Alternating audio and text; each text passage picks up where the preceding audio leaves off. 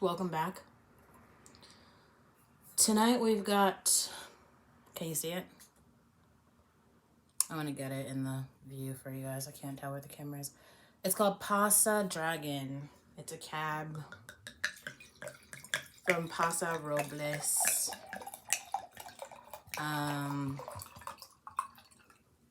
So there's been another hate crime on the Stanford University Campus in Palo Alto. Are we surprised? No. No, we're just not. It's just... We're not surprised at all, actually. I told you guys the story of my friend Nora, who committed suicide on the Stanford campus in the dorm. We found her dead body. It had been sitting there for 3 days and nobody noticed. Nobody cared because people don't give a shit about Black women, but I care. I care deeply about Nora, about her feelings, about why she took her own life, but I'm not confused by it. I am creating awareness because some of you are next.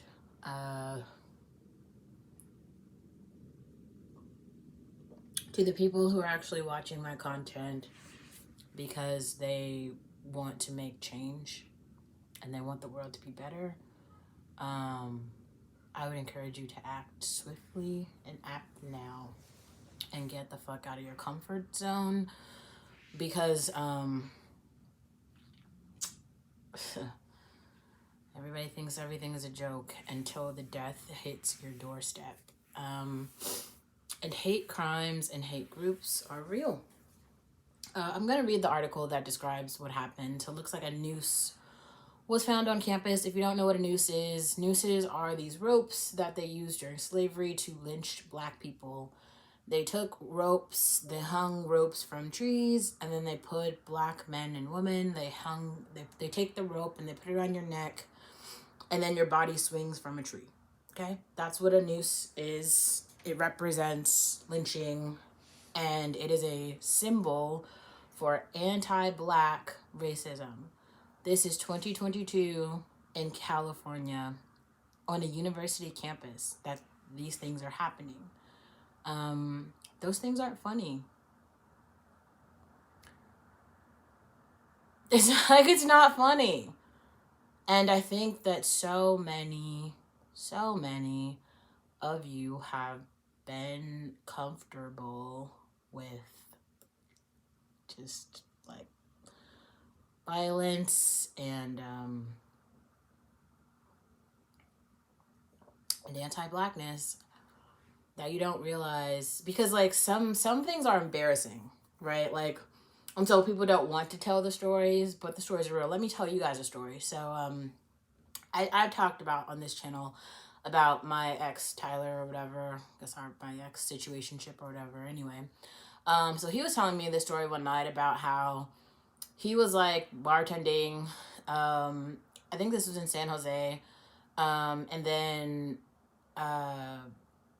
like I guess like I think Tyler's been to prison before. I don't know, I can't remember like why or whatever, but he's lived a life anyway. So I think this was some ex-rival or something, and it was like a group of Japanese kids, and they thought it would be like funny or something to jump him. And Tyler has gang friends, like, so then they like jumped him, and it was like a group of like 4 or 5 of them who like jumped them, and then they were like ha ha ha ha, and they had like video and stuff, and they just were laughing about it in their community. So then like Tyler goes home, and he was talking to like one of his friends who's like a really major gang person in the Asian gangs, and Tyler was just like, yeah, I'll be all right, like, but like this thing happened to me. And the dude was like, are you serious? And then 2 days later he called Tyler and he was like, I took care of it for you. And Tyler was like, oh, okay, I don't know what you're talking about, but all right. The dude was like, he had this, so there's like, in terms of gangs, there's like levels to the gangs or whatever, and I'm not gang affiliated in any gangs. I'm just familiar with people who are. So there's like Italian gangs, there's black gangs, there's African gangs, there's Chinese gangs, Japanese, Cantonese gangs, and everybody has their own shit that they are, doing and tied up in. But like, I'm not an op, I'm not in anything. All I do is tell my own stories that have to do with like my own life, okay? But I'm just very familiar with gang violence. It's not funny, it's not cool, it's not, lots of lives are lost, lots of people are hurt. I'll just say that. But so what happened is, the guy who was Tyler's friend was very respected and high up in the Asian community of gangs, and he literally put a hit out and found all those kids in 2 days and killed them. He told, like, it's like in the newspaper and everything. There were like 5 kids lost their lives. Like, they were like junior college students or something.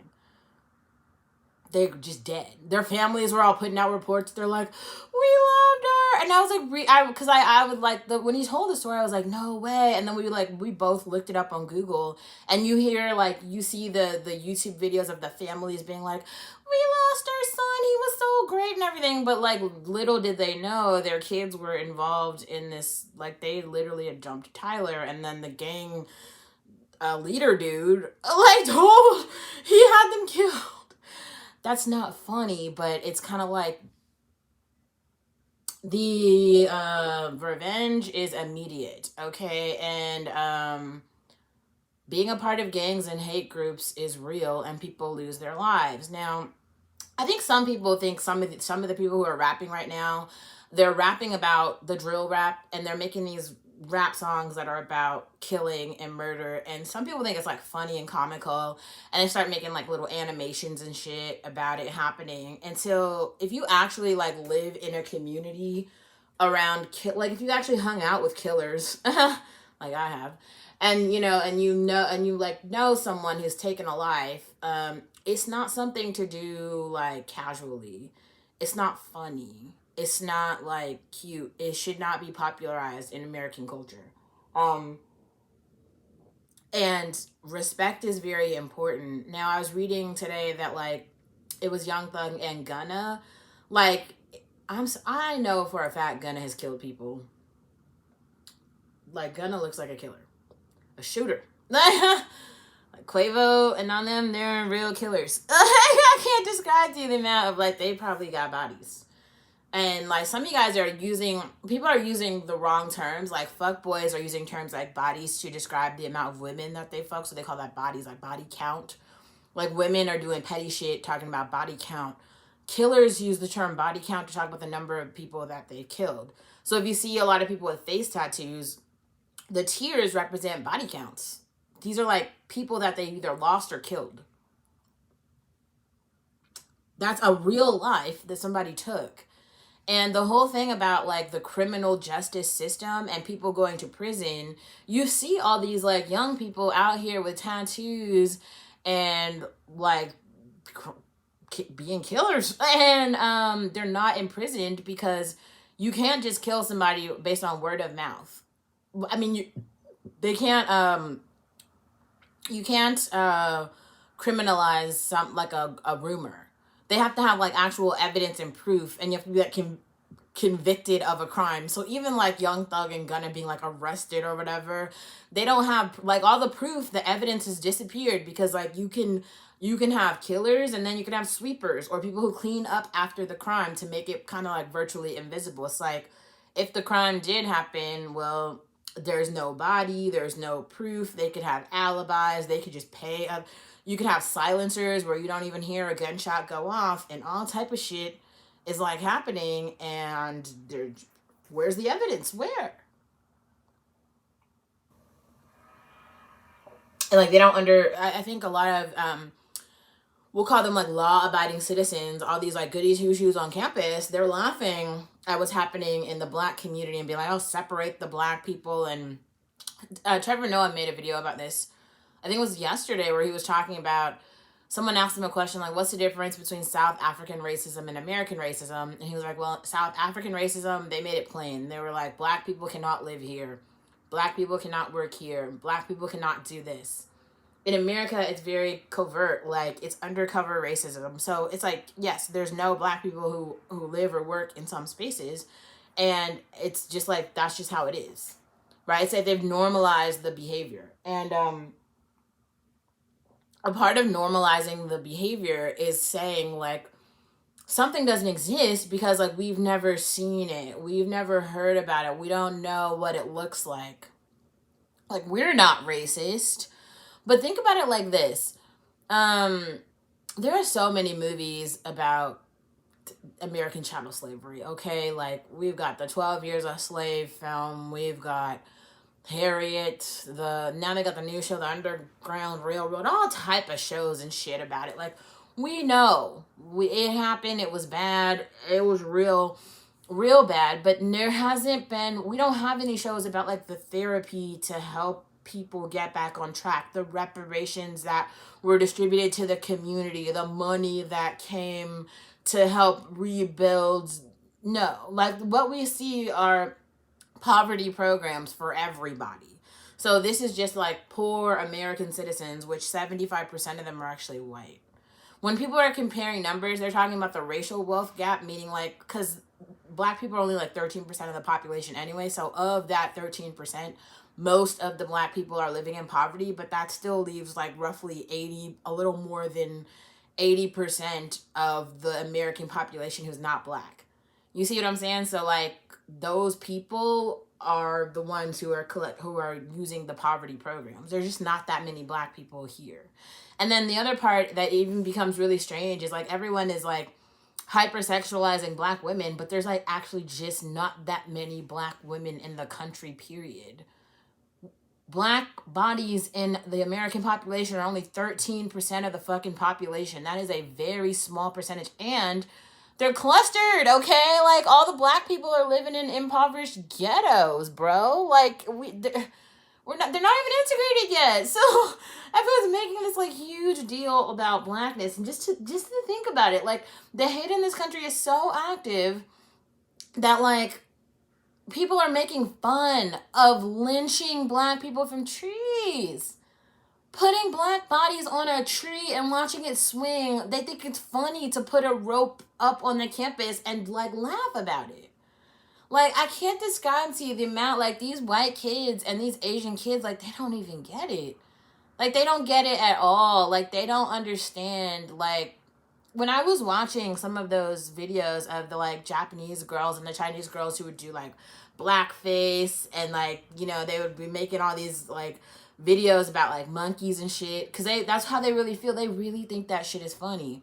But here's the thing that they've never, they do that shit on the internet, on Reddit channels, on YouTube, but they don't do it like in person. Imagine some fucking Japanese kid doing that shit to Gunna's face. He would blow their brains out. Not even in a joking or funny way. Like, they would be dead. It could be on TV. It could be in the street. Like, I think they think that people are, like, afraid of killing them. They're not. It's like, no, nobody's afraid. Some people like me, I try not to go to prison, okay? But, like, the fear isn't there.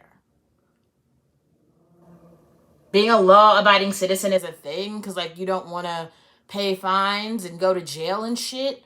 But, like, don't get it twisted, because, like, it's not like there's some shit you would kill for. Maybe not you. Me, I would. When I was, like, walking back from the grocery store, I was kind of thinking about it. I was like, well, here's another thing I understand. Like, I am an American now. I am in America now. I have American citizenship now. But I don't like it. And to be honest, if I were to rate the country, I'd give it a 0 out of 10. Would not recommend. America's an awful place to be a black person. I'm sorry, but it is. It's just like an incredibly dangerous place to be a black woman, because The country has just normalized making fun of every single part of the black female experience. It's like the skin color, the lips, the nose, the cheekbones, the just fucking every single thing. They've like made it like just comical to just exist in the world as a black person. And it's sad. It's sad. Because there's like history, man. Like I don't watch slave movies and then think like I want to do that to someone else or this is funny in some kind of way. Like I don't feel that way. When I see awful shit happening to other people, I feel empathy for them because like they're humans, they're people. Even cattle, right? Like watching something get slaughtered doesn't make me feel good. I feel like bad. I feel like oof, that's awful. I don't think other people feel like that though. And maybe it's just because like they don't have enough examples of black humans who have gone through a loss, who've had something tragic happen and they've befriended them and worked through dealing with that tragedy or loss. They've never done that. Cuz like they don't believe in justice or like feelings like sadness, anger, loss, you know, all the feelings that you feel as a fucking human. They don't feel that way. Whatever, bro. I'm gonna read the article. A noose found hanging on Stanford campus for the third time in 3 years. That's pathetic, bro. A noose was spotted hanging outside a residence hall in Stanford on Sunday, potentially the third time in which the hateful symbol was spotted on the prestigious Bay Area University's campus. University heads confirmed that the noose was spotted Sunday evening outside Branner Hall, an undergraduate dormitory for juniors and seniors on campus. We would like to express our gratitude to those who reported the news and contacted DPS and are working this evening to support directly impacted students, faculty, and staff. Stanford Vice Provost Susie Brubaker Cole and Patrick Dunkley wrote in a statement. The student-run Stanford Daily reported, "We are sharing this message with the full university community so everyone is informed and we can move forward as one committed to ending anti-black racism." I'm sorry, but Stanford's full of shit. They don't care about anti-black racism. I wish they would just say that. Why can't they just be honest and be like, we fucking hate black niggers? Just say it. Fucking say it! The Stanford Daily reported that Brubaker Cole and Dunkley added that the university has set up an outreach plan to provide assistance to all who are in need, bearing in mind that this is not the first time this has occurred at Stanford in recent years. This is the third confirmed incident in as many years in which a noose or a noose-like cord was found hanging on campus. The first was in 2019 when a noose was spotted in a bush in front of Columbia House by a student living in the neighboring Story House, according to a report by the Stanford Department of Public Safety. At the time, Story's house residents were majority black high schoolers staying on campus for a summer program. The university received backlash for its failure to publicly respond to the incident within a timely manner. The second incident took place last year when 2 ropes were found near the popular Lake Lagunta walking trail. University officials said that these ropes had been hanging on the tree for at least 18 months prior to their discovery. But the discovery came just weeks after a university survey found that 63% of black students on campus indicated at least one experience with a microaggression.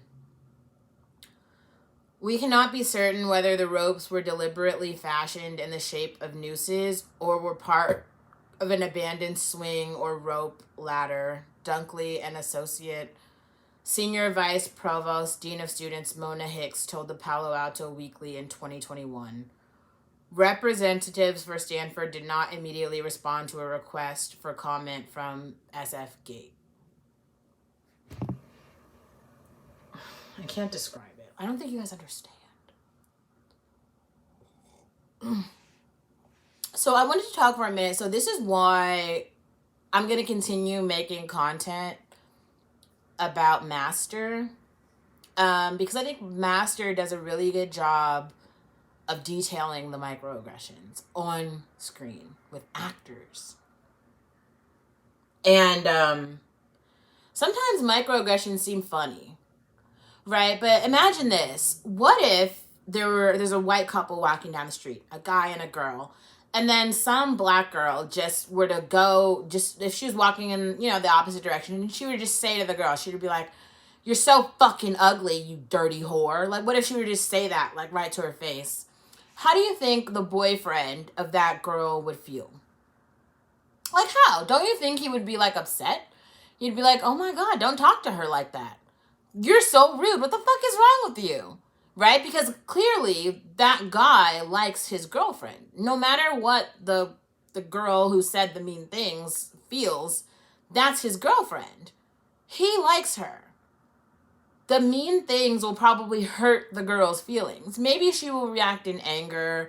Maybe she will react in sadness. There's a million different ways to react, just depending on, her day or her mood or her confidence or whatever the case is. She's going to react in like these different ways. But it's still hate. It's fucking hate.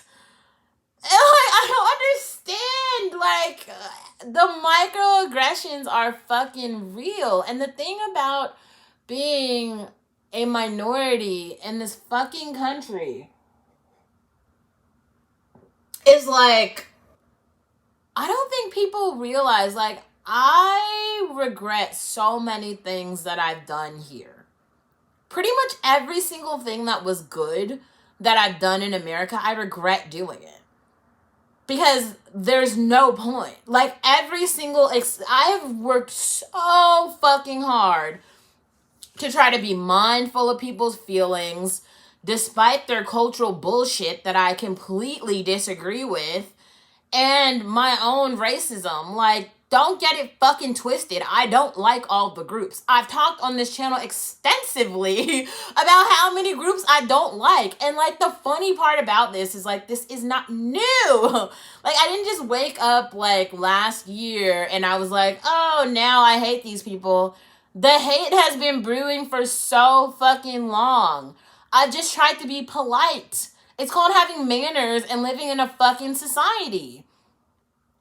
Like, I just realized that even the white Karens that I hate, they have to go to work and, like, they have to live in the society, so I don't want to make it awful for them, even though I literally hate these bitches. But I still see them as humans. I'm telling you, I see the consuelitas all the time, and I just, like, roll my eyes and I write in my journal about how I feel. That's what I do. It's not that, like, the feelings stopped. They didn't stop. I don't feel a different way because some other bitch made a YouTube video and then everyone else just followed along. No, like, this is why I write shit in my own name. I'll be like, Olivia Blount said this. I got kicked off of Twitter for my views. Not in a kind of way. Like, I for real got kicked off Twitter because the shit that I said, I would say it in fucking person. It's called being mean. Mean! Other people don't understand this. Like, other people just think everyone's, like, nice because they've all been socialized around each other and they've never seen competing views. I don't know another way to explain it. Like, when I was little, I was such a violent child. I literally punched out a lot of people. Not in a joking way. Like, oh my God, I had male cousins who were just so fucking mean. And I would just sock them right in the face. Bam!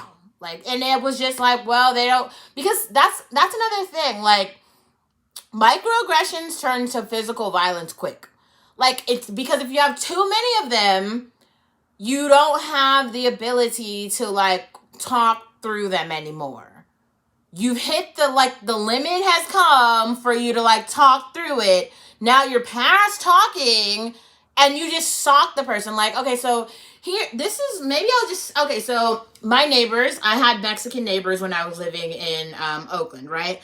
And so I was trying to be kind to their daughter.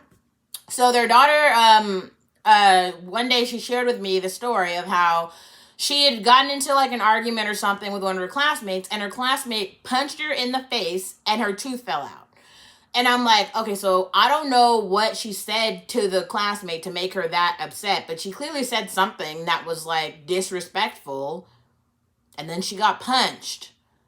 That's the real world. Like, I don't even know another way to say it, but like in the real world, people like are mean and they do hit.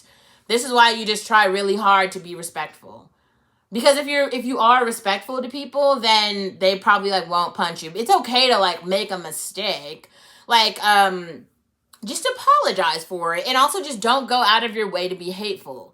Now, I was trying to like empathize with her and like walk her through how to maybe try, and because this was like another student at her school, it happened off campus, but it still happened. So like that student is like a student at her school, and you don't want to have like enemies like that. Not in high school. Like if you have adult enemies, like okay, but I don't think high school students should be walking around with like active hate like that. Like clearly that girl was mad for like real reasons, and I feel like I was trying to give her skills about how to go respond to the girl who knocked her out, and just like understand where she was coming from, because that's a useful life skill. Like don't do that shit again, because that's another thing too. Like I'm sorry, but like I'm kind of evil, so like I guess people think that like I'm gonna forget. Like when people do awful shit to me, like Cynthia, I still don't like that Mexican bitch, and like everyone can feel their feelings about it. But I guarantee, like Mexico, colonized country that will probably be the third world forever. Forever. Like even though people are trying, they actually have electricity in buildings, and still Venezuelan and all the, I feel really bad for Latin America, because just like watching it happen, we're not all people of color. Like some of us are from Africa, which is its own fucking country, okay? And we are literally trying to get white people out of like power there because it's black people's land. In the same way that like if you buy a house, then that becomes like your land, and you know what I mean? Like you can do what you want with like your house, or if you rent an apartment, like there's like rules and shit in the apartment building. So now you have to like follow the rules, right? But it's kind of like, ugh, Jesus. Like it's just, I'm so exhausted. I don't. This has been the I Hate America rant. I don't even know. It's just, I just do.